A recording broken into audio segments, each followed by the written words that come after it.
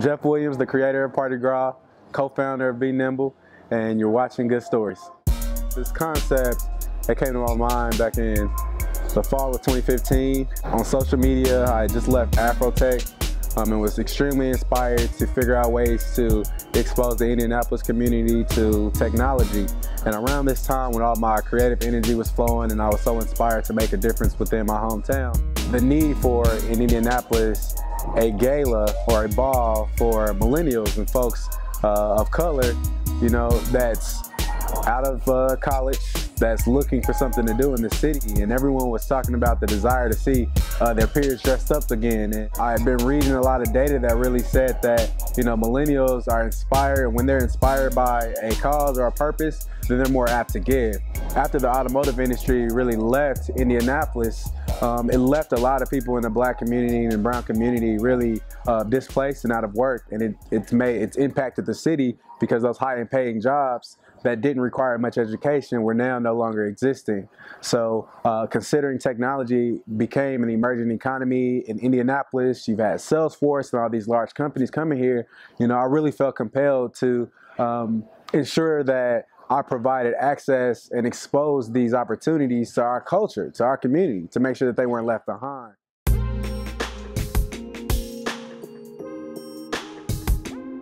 And today is really what the Pardi Gras Ball is all about. So this is our inaugural pitch competition. It's called the Pitch Party.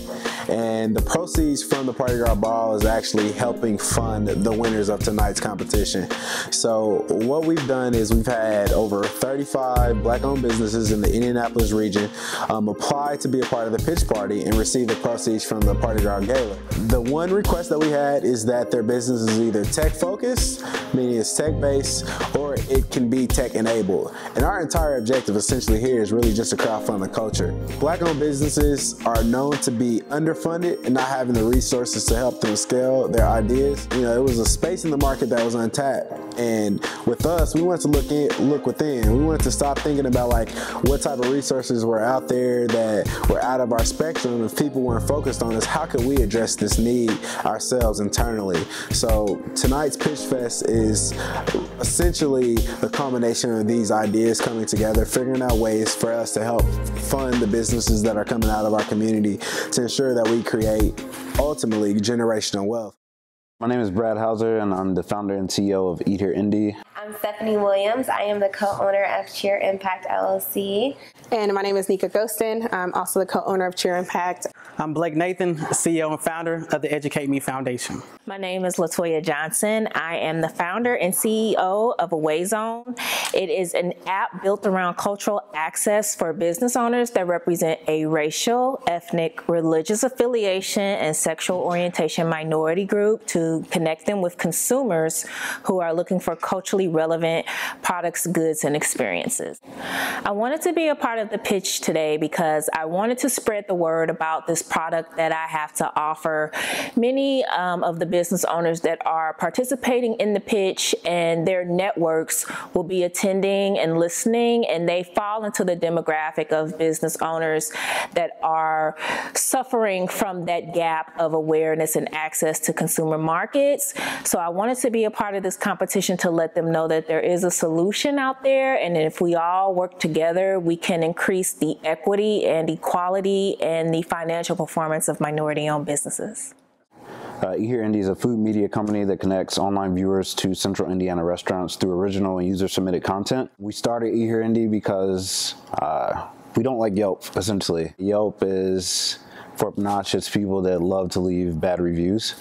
We wanted to create a community that uplifted businesses and gave businesses an opportunity to get noticed in a niched format. We provide tumbling classes, competition cheerleading, after-school programs for our young ladies from ages 5 through 12. And this event is really important for us because there's not enough awareness about what we do. A lot of people see cheerleading and think there's just something to do is rah-rah, go team, palms, and it's so much more to it than that. And so we really just want to bring about more awareness of scholarship opportunities that are out there for minorities in particular.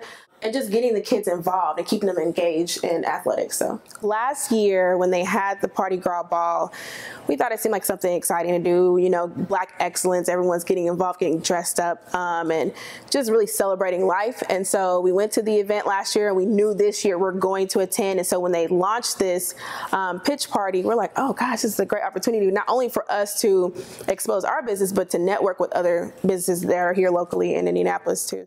The Educate Me Foundation is a 501c3 organization trying to combat the disproportionality rates of Black teachers in the classroom versus students that they're serving. So I wanted to be a part of Pitch Party because we develop a software platform for minority teachers called the Educate Me League. Really trying to help teachers find great job opportunities out there nationwide, but also give school districts opportunity to tap into that diverse workforce that they are not tapping into right now. Honestly, I think it's really dope for, especially for the Black Hash Fund, as being a startup and a small nonprofit. You apply to so many different accelerator programs or pitch competitions, and sometimes they're not minority led, and they kind of overlook sometimes those small startups that do have potential. And so just for the Black Hash Fund to pour into and financially support Black entrepreneurs, not only here locally in Indianapolis, but nationwide, is tremendous. And I think it's going to continue to grow. It's going to continue to help develop, you know, Fortune 500 companies that will come through this competition. Supporting Black businesses means finding those places and going to those places and spending money and returning and really sort of building a relationship with the business in terms of the owners and the servers, and giving them another chance if something goes, you know, wrong, and working situations out, but really just being invested in their success. Yeah, so entrepreneurship in Indy is very scarce, and it's a new trend. It's up and coming. But for Black people, there aren't a lot of accessibilities to financials. We've pitched eHear Indy to tons of private investors. 90% of those people, I'd say 95% of those people are white. You know, you're already at a disadvantage when you go into the room, essentially. So with programs like Pitch Party, this gave us an opportunity to be in the room with other people that look just like us. $5K is on the line. I mean, who doesn't want $5,000? So, When you hear support Black businesses, what does that mean to you? Black-owned businesses, we as a community have been quite hard on them, right? And then society has too. So when I think of supporting Black-owned businesses, I think of us looking within and helping uplift our community and providing and generating resources and bringing resources back within to help us solve the complex problems that our community and African Americans, Black folks really face. It says that it's $1.3 trillion that's circulating Black dollars. That's our consumer buying power. Only 6 cents per day is actually staying within our community. And when you think of one stat that really stuck out to me, Wall Street Journal, it had a post and it said that it would take 228 years for the average Black family to amass the same amount of wealth as the average white family in America. Slavery was over 400 years ago. So in 400 years, we've only put a dent in 172 years with respect to wealth. That was staggering. So I could sit back, we can sit back and we can say no. We can say that we're not going to solve that problem, or we can be a part of the solution for it. So when I think about supporting Black-owned businesses, I think generational wealth and creating and bridging that economic and racial wealth gap.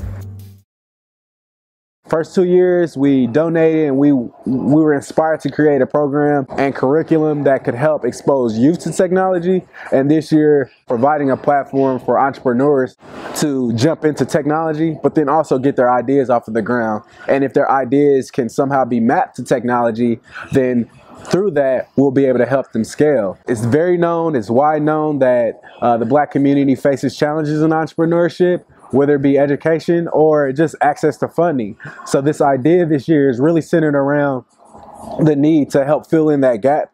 And we wanted to inspire the community to get behind that same idea, from 0 folks to 400 folks in year 1 to 700 in year 2 to now we expect over 1,400 people tonight.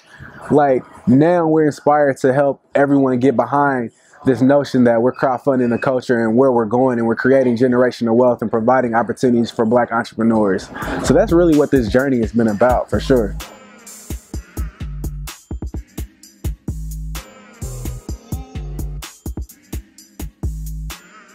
This year, Kelly came up with this great idea to help us with flow of traffic, and then also like take into account like the additional activations and stuff that we have. So this year, JW was kind enough to give us this entire foyer.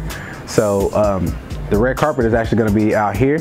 So we have the first activation here. We've got the check-in booths in this area. And then as we continue to move forward, we'll have like the DJ set up. We have one DJ set up out here. Champagne will be flowing, free flowing, live from the red carpet is all out here. The champagne will be free flowing throughout here. People coming through, passing us our cups as we continue to like get excited for what's going to be in store inside. Kelly, come in here real quick. She doesn't want to. Wait, what? I was like, come in here. You're just real quick. I'm waiting on this to reload. I got you. She had an appointment. Huh? She had an appointment. Okay. All right, so the main event is taking place in here. As we transition tonight, the art will be displayed in this area. Amen. Hey, say what's up. Well, what's up? We got volunteers, we got committee, everybody in here. Here's the check that we get to make pretty tonight for our grand prize winner. I'm really excited about that. Shout out to our sponsors for making that possible. It's been a dream to be able to create something like that and hand that over to someone within our community. So I'm excited about that. We got our volunteers. It's been a blessing. Y'all can wave or whatever. Behind the scenes look at everything that's happening in Pardi Gras. We've got Brittany Ayers and House of Color, who's created our balloon wall. That's gonna be like displayed tonight. And this is essentially Activation Alley.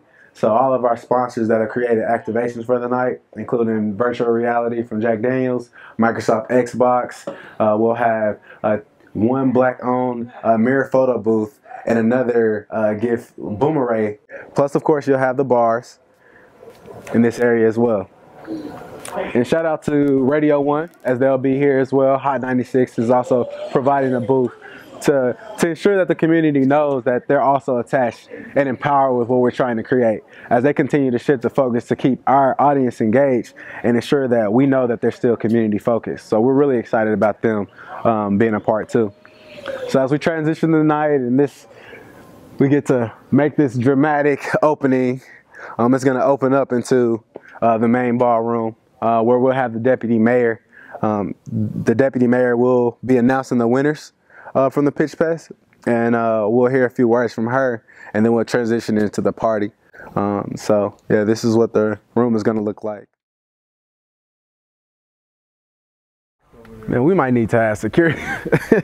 We might have to put security up there because everybody wants to be on the stage. Hit me up like, look, I gotta have my moment. Especially when like No Flocking or Future Amigos or that Cardi B or City Girls like comes on. Like, you know, we will generate over $750,000 of economic impact. So when you think about it, the average woman is spending $450 in total to come to this event. Half of that is going to hair and nails, right? So who are they working with?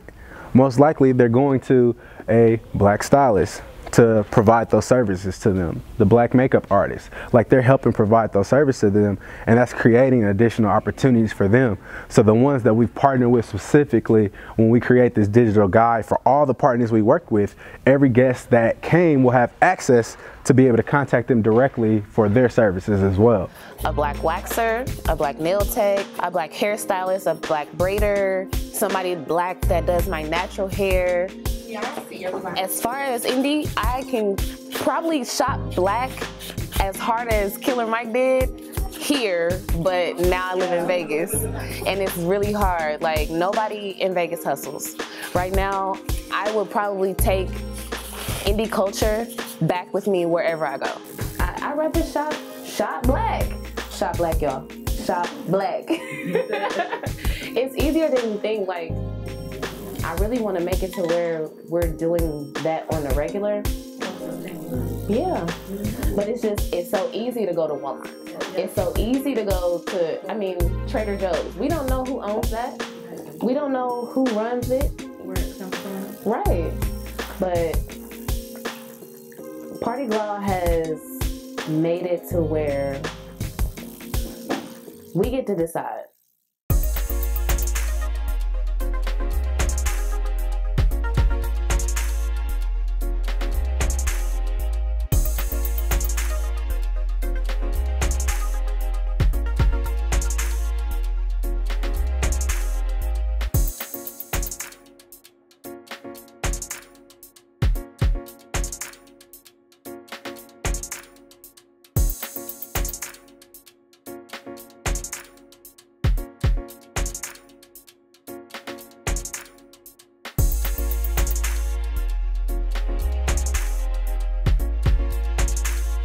everyone. Welcome to Pardi Gras 2019. My name is Christine, and I was at the first Pardi Gras and absolutely enjoyed myself. It was lovely. It was a great time. It was good people, great food, a great atmosphere, and the music was on point, and I needed something like that. I missed last year because I just had a baby, so this is mom's night out. It's just for a great cause, not a good cause, for a great cause, and just to have a good time with everybody, dressed up, looking nice, and all on the same agenda. My name is Blake A.O. Boyd. I'm the creative director of One Theory. These are pieces that I draft customly. I also do hand sewing. So my whole angle with this is pushing fashion as art in the United States, because currently it's not considered that. The piece that I have featured today is called Shorts Number 7. The reason why I thought that it'd be a fitting piece for Pardi Gras is that the theme is Black generational wealth. So one of the panels of the shorts here I have is Biggie Dream and MLK Had a Dream. When I was creating this piece, I was really thinking about something like this, which is kind of like crazy. But the whole concept is basically these are two individuals who really led with having a dream of coming up in America, but ultimately they ended with assassination or murder, which I feel like is a very common theme in our culture as we're trying to lift ourselves out of poverty. And I found that art is an easy way, or fashion is an easy way to give subliminal messaging to individuals. And I feel like it is something that is cool that you could rock. It's something that you could put on your wall. And it's definitely a conversation piece. My name is Kyla Thompson, and my business is Delonda Beauty. And I've been doing hair for 20 years, but I sponsored this year under my hairline company, Delonda. I have been rocking with Pardi Gras since day one. I knew the person that they were raising funds for the first year, Arnetta Scruggs, with the Bloom Project, and so I decided to come. And what's so exciting is the fact that we're in front of, like this year, about 1,200 people.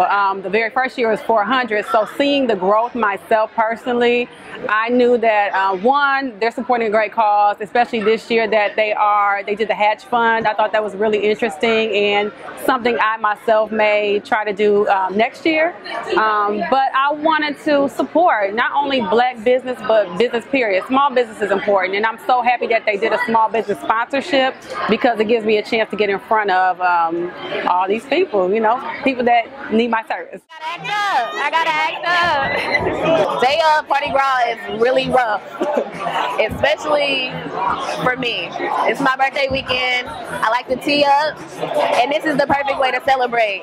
Earlier, I needed to fill in. I needed to complete my photo shoot. I still needed to pick up my jacket. I didn't have my outfit, but the universe pulled it together, and now we good. Darius Sawyers, and I'm at Pardi Gras to experience, just Black excellence. It's a powerful when I think in this space, and see so many great African American, just supporters of the community, just doing great things, and it's just a space that it just empowers you to do other things and wants you to do better, keep doing better, because like everyone around you are doing great things, and you want to be part of that movement, part of that greatness. So this space is really just a space that just propels people to be better, do better, and to give back.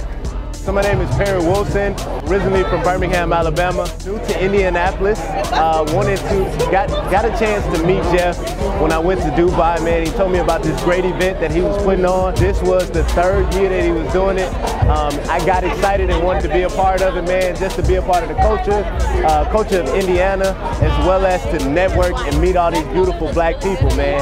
I'm excited, right? Get a chance to get real clean and nice, you know what I mean? You know what I mean? And just come out here and network and just be a part of this Black excellence. My name is Kiara Logan, and I own Kiara Looks. It's a styling company, and basically Jeff reached out to me because he was partnering with several stylists this year who wanted to style the party. So I was super excited to jump on board, and that I was chosen to be one of the stylists, to work with people from around the city, to use my expertise in helping create looks so that everybody could look their best. I mean, this is one of the few nights of the year when young Black wealth is celebrated, where we can come out, be great, be Black excellence, black love. So I was super excited, and it really helped me to elevate my business because I was making new connections with new people. I was at networking events and just doing things outside of my comfort zone and just, you know, reaching new people. So I'm great. It was a great experience, and I can't wait to partner with Pardi Gras again next year. Ashe Naq here, reporting live from Pardi Gras. Third annual event, and we're celebrating Black excellence. Hey everyone, my name is Ashe Naq. I am a radio personality, philanthropist, as well as an entertainer, MC, and host. I'm here to celebrate Pardi Gras and celebrate the fact that I'm coming up on my 1-year anniversary being in Indianapolis. And one thing I love about Indy is the fact that this market shows nothing but love. It showed nothing but love to me since I've been here. It's been amazing to be a part of a radio station, Hot 96.3. I'm on here from 10 to 3 p.m. and they've shown me, the city showed me nothing but love since day one. And the fact that I'm here in a city that caters to Black excellence, that supports local and small businesses of all shades of colors is such a great feeling, you know, and I'm just happy to be a part of it. I'm grateful that people reach out to me to come to events like this and host events like this. And I think it's just important for events like Pardi Gras to have ownership. When it comes to ownership, it's not only just having ownership for yourself, but the best part of wealth is being able to share that with other people. And I think that's exactly what Pardi Gras does. It helps give back, it helps enlighten other people, and it puts them in the position to win. And those are the type of people I want to be around. You know, that's a position I want to be in and be able to give back to another HBCU graduate, to give back to somebody else that's trying to be into the radio industry, music industry, entertainment industry. You know, give back those gems that someone gave to me and give back 10 times more. You know, give back those gems that somebody didn't have, you know, the pleasure of giving me, but because I learned from that, I can give that to somebody, and now it makes them a better person.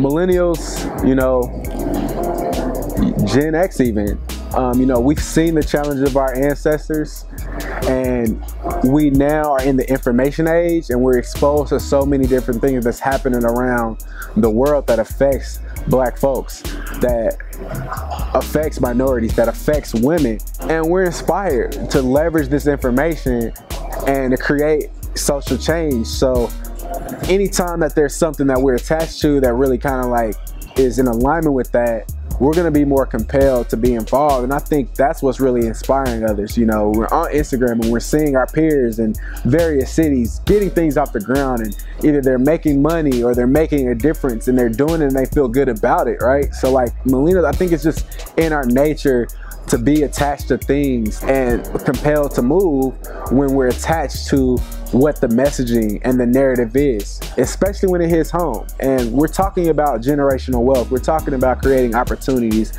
We're talking about children. We're talking about displaced workers. We're talking about being laid off. We can relate to that, you know, and you know, this event is talking about that on the back end. And then secondly, from a social perspective, Indianapolis has missed the ball with seeing that we matter and that we care and that we're looking for things socially.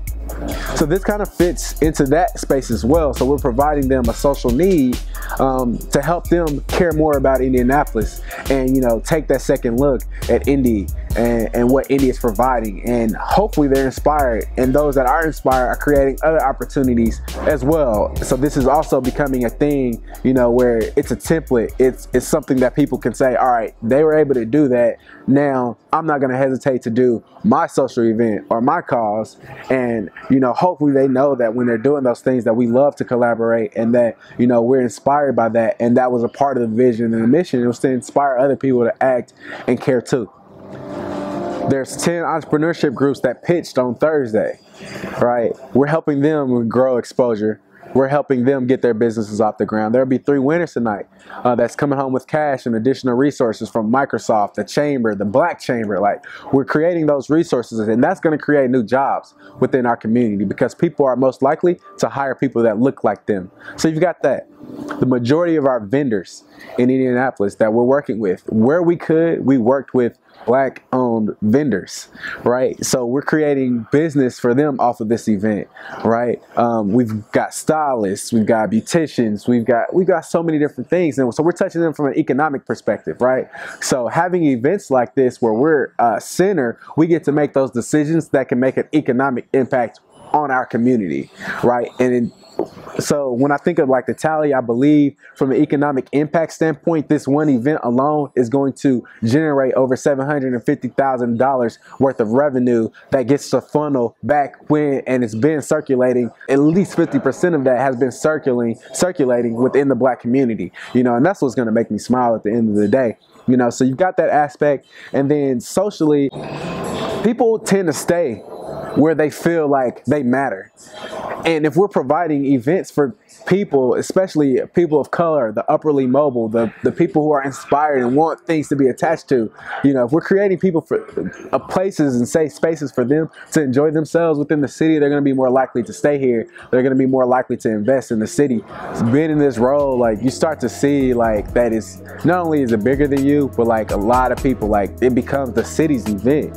And I'm learning so much about this. Absolutely, I'm excited. And I'm excited to see just Black excellence. I'm excited to see everyone dressed up. I'm excited to see all of our vendors, and excited to see all of the people, our partners, get to receive the value that they expected from this event. Because I know that from there, like, you know, for many people, right, like the winners tonight, like they're gonna go on and do just amazing things, and everybody that's here gets to say that they were a part of that, creating that change. And that positive energy that's gonna be in the room tonight, like, we're gonna be on a high for, you know, a week at least. And that steam is exactly what I took from Afrotech in 2015 to create this. So I can only imagine what's gonna inspire people tonight from this event to go ahead and chase their dreams and make that socially conscious impact within our community too.